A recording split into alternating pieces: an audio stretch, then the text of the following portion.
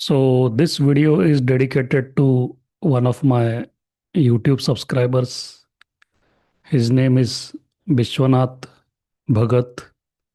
He's from West Bengal, Kolkata.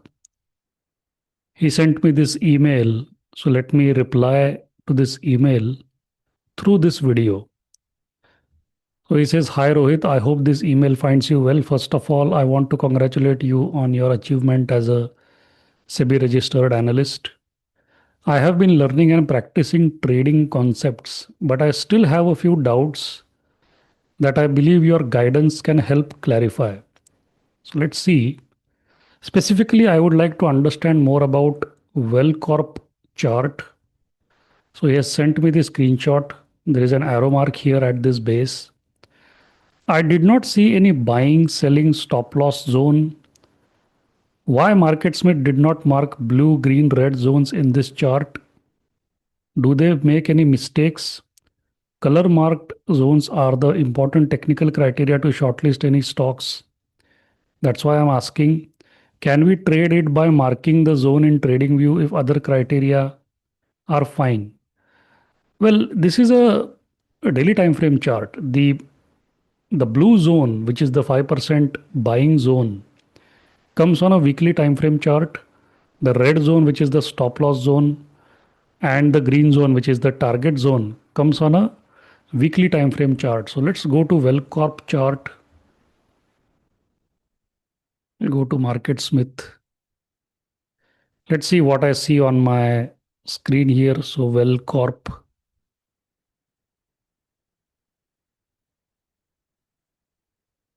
It is asking me to log in. So let's see.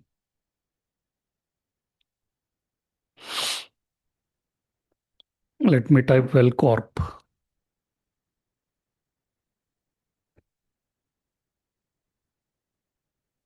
Yeah, so he's referring to this particular base. So I go here, it is base number 1B, which is a consolidation. So it doesn't see any blue, green, red zones. If I switch to a weekly time frame chart, let me first expand this. Let me go to a weekly time frame. Yeah, see, even in the weekly time frame, you don't see the blue, the green, and the red zone marked uh, to pinpoint your buying range, stop loss range, and your target range. The reason could be this: the distance between the current price and the high of the base, which is the pivot point according to MarketSmith, could be more than 5%. So when the price comes closer to the pivot point, only then the ranges will appear. So let's go to the daily time frame chart. So let's go to WellCorp. Again, when I show charts, there is a disclaimer, clear disclaimer. No investment advice, no buy sell recommendations. This is just for educational purposes. So you have to do your own due diligence. I am a SEBI registered research analyst, and I don't provide advice. I don't write research reports. So you see, this is the closing price. Let's measure the distance till point 1 from here till here. You see, this is almost 10%. So when the price comes closer, like almost 5% closer to the pivot level, I think they will mark the zones there, and accordingly you can take a decision. I have not done analysis of the stock. I am just answering the question here. Okay. So they have not made any mistake. It will come later. Okay. Now, important thing to notice here is I personally wouldn't, I wouldn't entertain this stock. I will tell you why. You see, price strength is 74. That is a turn off for me. And look at this. I have not checked the fundamentals in detail, but poor show of EPS growth. Even the group rank is poor. The price strength is poor. The fundamentals don't look that great. Even the earnings stability is not there. EPS growth is not there. Margin looks okay. So there are problems with the stock. I have not gone into detail. Even the relative strength line is declining. So I have not been uh, focusing on this stock. Moreover, the distance between the closing price and the pivot point is fairly large. And this is happening inside the red zone. When I draw the zone on a daily time frame chart, see, this is inside the red zone. Unless it comes in the blue or green, I don't pay attention to the stock. Okay, so that was just an additional information I wanted to share with you. I like to freely talk about the stocks that I'm rejecting. In comparative analysis, we check the industry strength by their growing ranking. Okay. Do we need to apply 50, 150, 200 in the industry chart? So basically, he's sent me this chart. Okay. And he's talking about the blue, green, red moving average on the industry chart. So if I go to this is the industry chart. So I click here. So he's talking about this particular chart. Now here, steel producers, it's in a confirmed stage 2 uptrend. The yellow, the green and the red. The yellow is basically the 50-day simple moving average. To answer the question specifically, I don't look at this chart. If it is in stage 2 uptrend, well and good, my risk is less. But I don't look at this chart.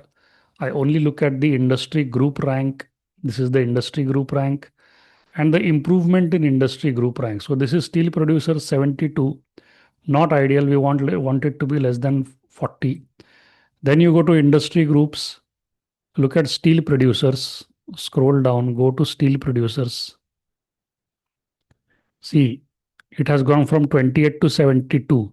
So it has worsened. So although it is a stage 2 chart on the uh, sector time frame, sector chart, it looks like it is in stage 2. But when you compare that sector with other sector, that has got nothing to do with charts because this is a ranking system. So when I'm comparing one industry group to another industry group, their charts could be totally different, right? Stage 2, stage 3, stage 4. But the ranking has not got anything to do with the chart. I specifically focus on the rank and the improvement in the group rank. You might make an argument that if the group rank is improving, probably the chart should also be showing strength. But I don't want to add another variable to my system. Like, for example, in this case, it went from 28 to 72. Then why it is in a stage 2 confirmed uptrend on the sector chart? I have no idea. It's probably because other industry groups are doing much better than this industry group. So, in spite of this being a stage 2 confirmed uptrend on the sector chart, it is still ranking low. That could be an argument. But why to get into such complicated arguments, right? When you already have the industry group rank with you. So that's my response to the second question. I don't look at this. Okay. So the answer is no. We don't need to apply to the industry chart. We don't need to look at the industry chart. Should we reject the stock if it belongs to this industry where 200 is more than 150? As I said, I don't look at the industry chart. Third, if any stock does not satisfy 50, 150, 200 criteria, can we just reject the stock for shortlisting or we can trade it with small position size if other criteria are fine? Reject, complete reject. This is the basic Mark Minervini trend template criteria. He has been using this for over 4 decades now. Mark Minervini is more than 60 years old, recently celebrated his birthday. So if somebody has been using something for 4 decades and it has been proven to be profitable, why do you want to tinker with something that has been documented in books? And most professional traders use this basic criteria. So it doesn't matter if it's a weekly time frame chart. Even if you're trading the weekly time frame chart, I would come to the daily time frame to check this basic criteria. So my answer would be simple reject. If this criteria is not met, I'm not even looking at the stock. I will wait for the moving averages to get aligned and then I will get interested in the stock. I value your experience and insights, and I would greatly appreciate your advice on these points. Thank you very much for your support and mentorship. Warm regards, Bishwanath Bhagat, your YouTube subscriber, Kolkata, West Bengal. Thank you so much.